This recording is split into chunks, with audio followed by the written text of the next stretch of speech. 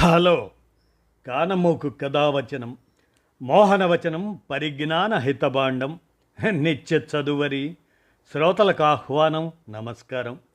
చదవదగునెవరు రాసిన తదుపరి చదివిన వెంటనే మరువక పలువురికి వినిపింపబూనిన అది ఏ పరిజ్ఞాన హితభాండమౌపో మహిళ మోహనవచనమై విరాజిల్లు. పరిజ్ఞాన హితభాండం లక్ష్యం ప్రతివారీ సమాచార హక్కు. ఆస్ఫూర్తితోనే ఇప్పుడు ప్రమాదంలో సముద్ర జీవజాతులు అనేటువంటి అంశాన్ని జ్యోతిర్మయి విరచించి అందజేయగా మన కానమోకు కథావచన శ్రోతలకు మీ కానమోకు స్వరంలో ఇప్పుడు వినిపిస్తాను వినండి.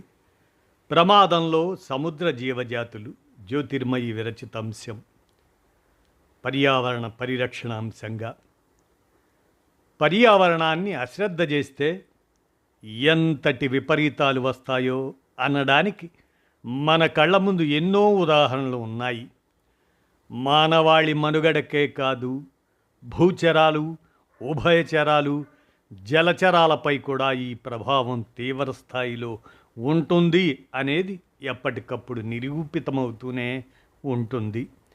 తాజాగా మన రాష్ట్ర తీర ప్రాంతంలో the central marine fisheries research institute CMFRI అది నిర్వహించిన సర్వే మరోసారి ఆ విషయాన్ని రుజువు చేసినట్లు ప్రముఖ వార్తా సంస్థ ది హిందూలో ప్రచురితమైంది.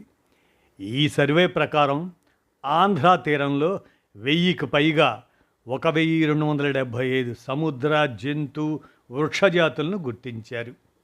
అయితే వీటిలో అనేక జాతులు తీవ్ర ముప్పులో ఉన్నాయని ఆ సర్వే స్పష్టం చేసింది.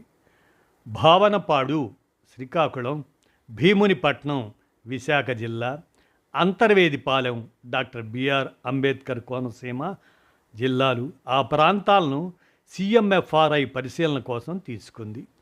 ఆ ప్రదేశాల్లో అందుబాటులో ఉన్న సముద్ర జీవ వనరులు ఎంత విలువకు చెందుతాయో అంచనా వేసే లక్ష్యంతో పనిచేస్తుంది. అయితే భావనపాడు, అంతర్వేదిపాలెంలో ఈ ప్రక్రియ ఇంకా కొనసాగుతుంది. సముద్ర జీవ వైవిధ్యంపై 2 ఏళ్ల కాల పరిమితితో AP state biodiversity board, Andhra Pradesh రాష్ట్ర జీవ వైవిధ్య మండలి APSBB ఆ నిధులతో ఈ పరిశోధనా ప్రాజెక్టు నిర్వహిస్తున్నారు. ఇందులో భాగంగా విశాఖ CMFRI 2024 జనవరి 24 నుండి 2025 జనవరి 23 ఆ మధ్యకాలంలో తీర ప్రాంతంలో 1275 రకాల సముద్ర వృక్షాలు, జంతు జాతులను గుర్తించింది. ఆ జాతుల్లో 14 వర్గీకరణ సమూహాలకు చెందిన 456 వంశాలు ఉన్నాయి.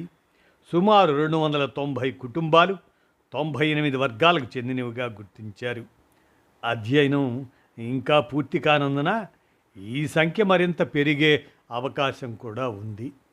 CMFRI నివేదిక ప్రకారం అంతర్జాతీయ ప్రకృతి పరిరక్షణ సంఘం IUCS వారి వర్గీకరణలో 74 జాతులు అత్యంత సంక్షోభంలో ఉన్నాయన్నట్లుగా ప్రకటించారు. అంటే అవి మనుగడ సాగించే వీలు కాని ప్రమాదకర పరిస్థితిలో ఉన్నట్లు వారు గుర్తించారు. అలాగే 2022 భారత వన్యప్రాణి సంరక్షణ చట్టంలోని షెడ్యూల్ 1 దాని కింద వాటిల్లో 46 జాతులు అంతరించిపోతున్న అట్లుగా, అలానే వన్యవృక్షాలు, వన్యప్రాణులు అంతర్జాతీయ వాణిజ్య ఒప్పందం CITESలో నమోదు చేశారు. ఇంకా 4 వర్గీకరణ గుంపుల నుండి 35 జాతులు రక్షించబడినట్లు తెలిపారు. APSBB చైర్మన్ అయినటువంటి విజయ్ కుమార్ ఈ ప్రాజెక్టు గురించి ఇలా అంటున్నారు. ఏమని? సముద్ర జీవ వైవిధ్యంపై ప్రభావం చూపుతున్న మానవులు చేస్తున్న కీలక పనులను గుర్తించడమే ఈ ప్రాజెక్టు లక్ష్యం. ఈ అధ్యయనంలో వేటకు సంబంధం లేని ఎన్నో జీవజాతులు మత్స్యకారుల వలల్లో చిక్కుకుంటున్నాయని తేలింది. దీంతో కొన్ని అరుదైన సముద్ర జీవజాతులు ప్రాణాలు కోల్పోతున్నాయి. ఇంకా ప్లాస్టిక్ కాలుష్యం, గోస్ట్ గియర్ ఇవి చిక్కుకోవటం, అక్రమ గవల వ్యాపారం ఇటువంటివి కూడా ఈ జాబితాలో ఉన్నాయి.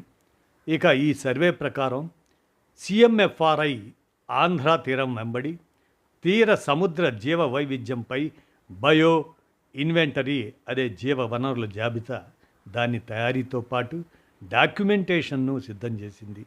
దీనివల్ల పర్యావరణ వ్యవస్థల్ని సముచితంగా ఎలా ఉపయోగించుకోవాలో అనే దానిపై స్పష్టత వస్తుంది.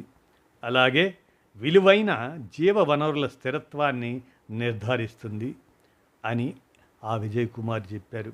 మన రాష్ట్రానికి సుమారు 1053 కిలోమీటర్ల తీర రేఖ ఉంది. ఈ ప్రాంతం ఖండాంతర షెల్ఫ్ సముద్ర గర్భంలో ఉన్న ఒక అంచు. ఇది నిస్సారమైన నీటితో కప్పబడి ఉంటుంది. తీరం నుండి లోతైన సముద్రం వైపు వాలుగా ఉంటుంది. ఇది తీర ప్రాంతం నుండి ఖండపు అంచు వరకు విస్తరించి వివిధ రకాల సముద్ర జీవరాశులకు సహజ వనరులకు ఆవాసంగా ఉంటుంది. మరి ఇట్లా విస్తరించి గొప్ప పర్యావరణ కీలకమైన సముద్ర జీవ ఆవాసాలతో నిండిపోయింది ఇది. దాదాపు 33,000 చదరపు కిలోమీటర్ల విస్తీర్ణంలో ఉన్న ఈ ప్రాంతంలో బురద నేలలు, నదీముఖ ద్వారాలు, క్రీక్లు, ఇసుక బీచ్లు, మడ అడవులు, చిత్తడి నేలలు, సముద్ర గడ్డి పడకలు, రాతి బీచ్లు ఇలా ఉన్నాయి. ఈ ప్రదేశాలు అపారమైన సముద్ర వృక్షాలు, జంతువుల ఆవాసాలకు కేంద్రంగా ఉన్నాయి. సిఎంఎఫ్ఆర్ఐ పరిశోధన ప్రకారం జాతుల వైవిధ్యంలో అత్యధికంగా 54% ఫిన్ఫిష్లు ఉన్నట్లు గుర్తించారు. వాటి తరువాత స్థానంలో 24% మోలస్కులు ఉన్నాయి. తీర ప్రాంతంలో గుర్తించిన 4 రకాల సముద్ర తాబేళ్లు olive ridley, greens, hawksbill, leatherback వాటిలో ఒక జాతి అత్యంత సంక్షోభంలో ఉందని సర్వే స్పష్టం చేసింది.